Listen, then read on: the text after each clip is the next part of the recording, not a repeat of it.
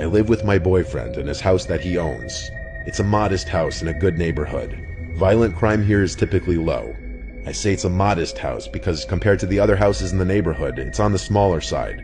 But having a smaller house in this neighborhood is still very desirable because it allows us to still live in a nice town without owning a multi-million-dollar home. It's a single-floor, 3-bed and 2-bathroom house with a basement. We're on a very quiet block with a lot of privacy. The way the street curves provides this optimal privacy, as when we step outside of the house, there's not a single neighboring house directly facing us. There are 8 houses total on our block. Further down the block is a small wooded area. My boyfriend Mika was away one weekend in Vegas for a bachelor party last October. I was alone from Thursday to Monday. Friday after work, I had some of my girls over for a wine night. At some point while we were in the living room watching scary movies, the doorbell rang. We all went quiet and looked at one another with the same faces. The doorbell ringing late at night while watching a scary movie almost felt not real.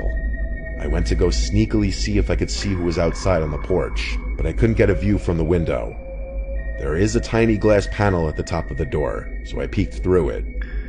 There were like 4 cars in the driveway. They had to know people were home, but I didn't see anyone on the porch. I went back to my friends, and while we all agreed that was weird, we accepted that it was just a very unfortunately timed ding-dong ditch. After everyone left, it was late enough for me to go to bed and fall asleep right away. But I was awoken that night, not even an hour later, to the doorbell ringing twice. I looked at my phone and it was like 1 a.m. No one belongs outside your door at this hour. I immediately called Mika, and he picked up sounding really drunk in a loud bar. He had to go to a bathroom to be able to hear me. Once he heard me, he told me to just stay in the bedroom and not open the door to anyone. He never once suggested calling the police, so I refrained from doing that for now.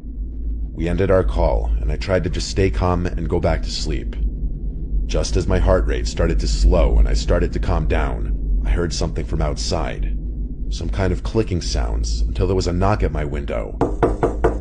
And a male's voice said, "Hey, anyone home? I need some help out here." I thanked the Lord the blinds were closed. I couldn't see who was out there, and they couldn't see me. Instead of leaving, he knocked again on the window. He said, "I know you're home." This was what prompted me to call the police. I never heard the man outside walk away.